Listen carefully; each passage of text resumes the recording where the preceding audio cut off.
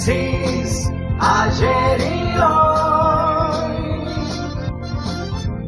aprendiendo del pasado. Génesis, ayer y hoy. Hola, buenos días. En el año 2013, el Papa Francisco hace su primera visita a América y Brasil es el lugar elegido. Con toda una América hispana parlante, elige a quien habla portugués. ¿Por qué? Porque la mayor cantidad de católicos residen en Brasil. Brasil, con libertad de culto, tiene todas las manifestaciones religiosas que usted se pueda imaginar, que van desde las cosas vinculadas a la macumba, pasando por el espiritismo, entrando en el mundo cerrado de las distintas variantes evangélicas, para llegar también al catolicismo como la máxima expresión del continente americano de fieles católicos. Ahora, ¿por qué el pueblo brasileño tiene tanta vocación por la creencia religiosa? Porque la espiritualidad entró no solamente con los que trajeron portugueses y inmigrantes que llegaron a poblar Brasil, sino también que llegó dentro de pueblos de tremenda creencia, donde se mezcla el rito del paganismo y donde también funciona la parte espiritual a pleno. Brasil es un pueblo que tiene una tremenda dedicación a creer en algo superior que algunos llaman espíritu, otros llaman alma, otros le ponen diversos nombres, pero que finalmente aceptan de que el ser humano está compuesto de materia y otra cosa más con el nombre que usted le quiera agregar. Bien, esta disquisición del pueblo lo llevó también a tener distintas vertientes de la fe. Y Brasil se transformó con el tiempo en exportador, entre comillas esto de exportador, de tendencias evangélicas vinculadas a negocios no muy santos que alguna vez habría que investigar a fondo. Pero ese es otro tema y para otro programa. Cuando empezaron a actuar estos sectores en la política, los sectores evangélicos colocaron hasta un vicepresidente de la República y llegaron a tener una tremenda influencia en el país vecino. Ahora, en la Argentina, todas estas corrientes religiosas nunca fueron certeza de votos. Cuando aparece un pastor que dice, mire, yo represento a tantos fieles y hacemos un acuerdo político, le puedo agregar tantos votos a su lista, no es cierto, porque esos fieles pueden insistir en la fe, pero después cada quien vota con absoluta libertad y decisión, y cada quien no puede garantizar cómo va a votar el otro que comulga la misma tendencia religiosa. Es decir, que en la Argentina, en ese sentido, hay una diferenciación con lo que ocurre en Brasil. En Brasil, a través de la fe, pueden convencer y lograr objetivos electorales. En la Argentina eso no pasa. Ahora, ¿por qué no pasa? ¿Porque hay un pueblo que tiene menos fe en la religión? No. No pasa porque las corrientes políticas en la Argentina fueron de alta construcción. El conservadurismo duró mucho tiempo, el radicalismo duró mucho tiempo, el peronismo duró mucho tiempo. Es decir, se conformaron grupos de distintas ideologías que duraron y perduraron en el tiempo. Pero después aparece la otra parte donde los representantes de la falta de fe, del ateísmo y demás, en la Argentina son grupos muy minoritarios. En el Brasil, incluso quienes profesan religiones de izquierda se aferran a ritos que algunos llaman religiosos, otros dicen que pertenecen a otras formas de hacer expresiones, pero lo cierto es que todos tienen alguna conexión con el otro mundo, el mundo espiritual. Y los que son materialistas que creen solamente que existe el hombre y que cuando se termina la vida se terminó todo, tienen una manera minoritaria de pensar en el país vecino. En la Argentina, los sectores que se consideran ateos o no creyentes son minoritarios, pero también los sectores que se dicen religiosos, pero que no profesan la religión, son cuantiosos. Es decir, cada uno se siente representado por un credo o una fe, lo declara cuando viene un censo y le preguntan, pero después si uno le pregunta si es activo, bueno, no, voy a la iglesia de vez en cuando, no, me reúno alguna vez para hacer una promesa. Es decir, no hay una continuidad religiosa que manifieste que esa mayoría que acepta en un censo decir que cree en determinada cosa, ejerza esa voluntad. ¿A qué viene esto? Milei, 2x3, hace un llamado a las fuerzas del cielo. Y él encuentra allí un refugio. Él dice que nadie puede ser si no es por una decisión divina, y que entonces a lo que él le ocurre o lo que le pasa a cualquiera es porque ese destino viene prefijado y porque hay una conducción celestial del futuro. Bien, cuando él hace un llamado a las fuerzas del cielo, está implorando, rogando y pidiendo que determinadas situaciones que son exclusivamente terrenales se puedan realizar. Entonces, se declara una persona de fe, pero cuando uno analiza su gobierno se da cuenta que es deshumanizador, que no le importa si hay gente que pasa hambre y los alimentos están en un depósito, que no les interesa si la gente pasa frío en situación de calle y la frazada no la reparten.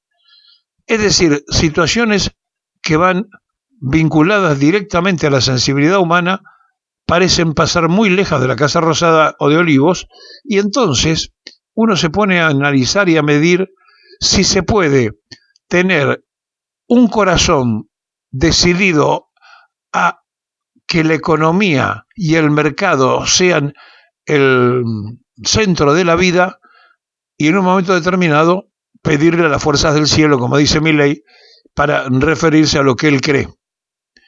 Y ahí entonces, cuando dice la fuerza del cielo, puede mezclar desde la Biblia al Talmud, pasando por cualquiera de las cosas que a él se le ocurra, para dar su demostración de fe bastante confusa en cuanto a dónde está alineado y en qué cosas profundas cree.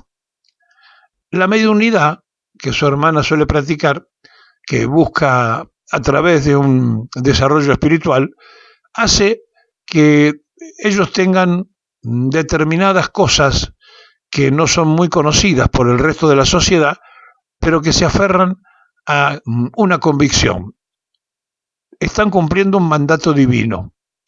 Están convencidos de eso, están creyendo que las cosas pasan porque hay alguien que hace el ordenamiento de esas cosas y que cada cual es un mandante de esas disposiciones superiores. En esta idea de que esto es así, toma determinaciones. Y entonces se cree en serio, porque lo dice convencido, que él es un elegido del cielo para ser el primer libertario mundial que va a hacer determinada cosa, el primero que va a hacer tal otra. Es decir, él cree que es el elegido número uno para hacer la tarea que supuestamente está intentando hacer en la Argentina. En el mientras tanto, alrededor de él, la insensibilidad es moneda corriente. Le importa muy poco el maltrato a la gente, el cambiar 60 funcionarios manoseándolos, le importa muy poco si la ministra cumple lo que tiene que cumplir y si los chicos comen salteado o comen todos los días. Entonces, esa dualidad, ¿cómo hacemos para poderla interpretar y analizar en alguien que dice referenciarse en los mandatos del cielo y parece ser que es un cielo que le ordena a un principal empleado público que eche a sus colegas, porque lo primero que hizo fue echar a los empleados públicos? Él, que vive del sueldo que pagamos todos los argentinos y que cuando estábamos distraídos pretendió aumentárselo, pero fue descubierto y le dijeron piedra libre, y a partir de allí quedó casi malhumorado porque no se puede aumentar la renta, porque todavía debe estar pensando incluso que está mal pago por el tremendo sacrificio, esto entre comillas, que él considera que debe estar haciendo en servicio de todos nosotros. Bueno, suponemos que piensa eso, y suponemos que esa es su relación con las fuerzas superiores. Ahora, en lo terrenal no le sale nada.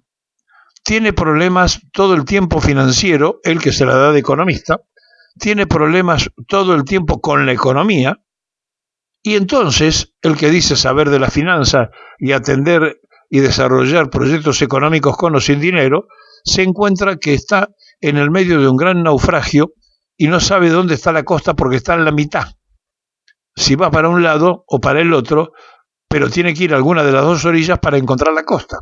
Y entonces, como está en la mitad, rema y el bote da vuelta en redondo. No le encuentra la manija a la misma cosa que él creó. No le cierran los números, no le cierra la sonrisa del círculo rojo, el campo no le liquida, sino devalúa, etcétera, etcétera, etcétera. Es decir, no le sale nada de los sectores que él quiere beneficiar. Y entonces, cuando esto se transforma en moneda corriente, cuando él cree servir a los poderosos y los poderosos no lo toman en serio, sino que están viendo a ver cómo pueden especular, hacen que de pronto esos poderosos que leen la prensa extranjera hayan leído en las últimas horas lo que publica el Financial Times acerca de que se acabó el tiempo de Milei, que ya no hay más paciencia en el pueblo argentino, y que entonces esta observación que se hace desde quienes están manejando información de la timba financiera universal tiene que haber entrado en muchos lugares que todavía tenían la esperanza de ver qué maniobra puede hacer el libertario que los beneficiara o que le diera un favor más allá de las legislaciones que se sacaron en el Parlamento. La Argentina está en una tremenda confusión. Hay un debate muy grande porque nadie sabe bien en qué termina esto. Aquellos que dicen hay que ganar la calle lo declaman, pero no organizan esa presencia activista en la calle. Después terminan diciendo tiene que salir la CGT o tiene que salir un sector determinado que se sienta representado con algún sello, como si esto fuera imprescindible para iniciar una protesta.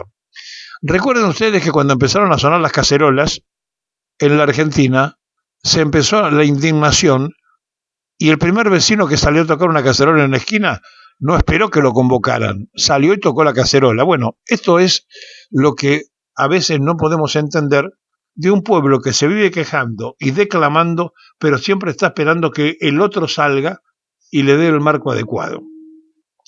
Por eso, la encargada de demostrar de que esto cierra con represión, Carolina Serrano o Patricia Bullrich, como usted la quiera conocer, es la misma persona, la que antes gritaba abajo los milicos y ahora dice con los milicos vamos a todos lados. Bueno, la misma persona que fue cambiando de partido en partido, de personalidad en personalidad, es la que se encargó de meter presos y asustar a los primeros que protestaron en la vía pública.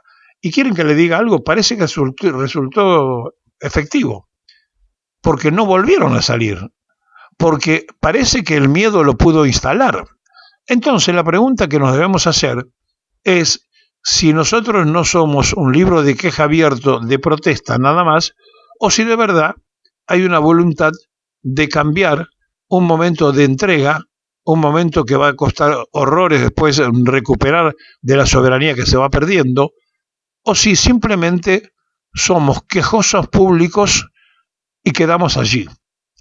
Y depende mucho de lo que seamos capaces de hacer como pueblo, el destino y el futuro nuestro, porque a lo mejor nos quejamos nosotros los que nunca estuvimos de acuerdo con el proyecto Cachivache, pero vaya uno a saber si no tiene el Cachivache mucho más apoyo del que uno piensa. Porque si no, no se puede terminar de entender que una sociedad donde el salario no alcanza para comer, ni para vestirse, ni para mantener la medicina necesaria, que un padre de familia tenga que hacer malabares para que sus chicos estudien y a su vez mandarlo al colegio con los útiles que le piden o el abrigo necesario y optar por privarse de otras cosas, pero que esto parezca que es normal, que una sociedad donde puso un montón de gente protestando cuando los universitarios ganaron la calle, pero que en definitiva después el gobierno siguió haciendo un manoseo con la universidad pública y parece que todo está sereno, si todas estas cosas tienen un momento de bronca y de explosión provisoria, o si lo que se está incubando es una gran bronca que cuando explote puede explotar muy mal y puede haber abundancias de reacciones impensadas y que a lo mejor nosotros ni siquiera tenemos presente en el momento que estamos comentando esto en la dimensión que puedan ocurrir. Bueno, somos un pueblo que quiere la paz. Ahora, hemos sido violentados constante y permanentemente. Fuimos violentados cuando nos bombardearon, violentados cuando durante 18 años proscribieron a la gran parte del pueblo argentino para que se expresara, violentados cuando allanaron la casa de los peronistas, cuando fusilaron, violentados cada vez que proscribieron, que siempre le tocó el mismo sector, violentados cuando a los obreros en la Semana Trágica o en la Patagonia Rebelde o en los momentos del 2001 los reprimieron. Siempre apareció un Bacena en la vida del trabajador y hoy, con las expulsiones permanente y constante de la actividad privada y de la actividad pública, porque así se le ocurrió al proyecto Cachivache, entonces, cuando a uno le ocurren las cosas y se repiten y vuelve a sufrir y parecería ser que ya está curtido y sigue sufriendo, hace dudar acerca de en qué tiempo puede pasar aquello de Perón, que el pueblo cuando agota su paciencia suele hacer tronar el escarmiento. Sí, eso puede pasar. A lo mejor en el 2001 hubo un pico de depresión de ese tipo, a lo mejor en el Cordobazo pasó algo parecido. Sí, puede ocurrir, pero si todavía no se agotó la paciencia y si todavía hay quienes creen en esto que está pasando, debe ser porque hay que repreguntarse entonces cómo se opone otra idea, otra construcción política, para que la gente pueda optar por algo diferente en un muestrario imaginario de una elección. Porque si no hay un cambio con el pueblo en la calle, tendrá que haber un cambio en las urnas. Y si no pasa esto, ninguna de estas dos cosas, es porque aceptamos la condena, es porque estamos felices, somos masoquistas y nos gusta sufrir. Y entonces no tenemos por qué quejarnos, porque es indudable que hay una parte de la sociedad que desea que esto que está pasando ocurra porque cree que está bien. Así que el debate está abierto. ¿De qué lado me pongo? ¿Qué cosa pienso? ¿Cuánto aguanto? ¿Cómo hago para oponerme organizadamente? Son preguntas que no le puede contestar un programa de radio. Cada uno de ustedes tiene que hacer el esfuerzo para preguntarse a sí mismo y contestarse como persona que es en forma individual, para que esa individualidad, ese yo interior, se transforme, como decía Perón, en el nosotros colectivo. Depende de cada uno de nosotros que operemos en conjunto como comunidad organizada.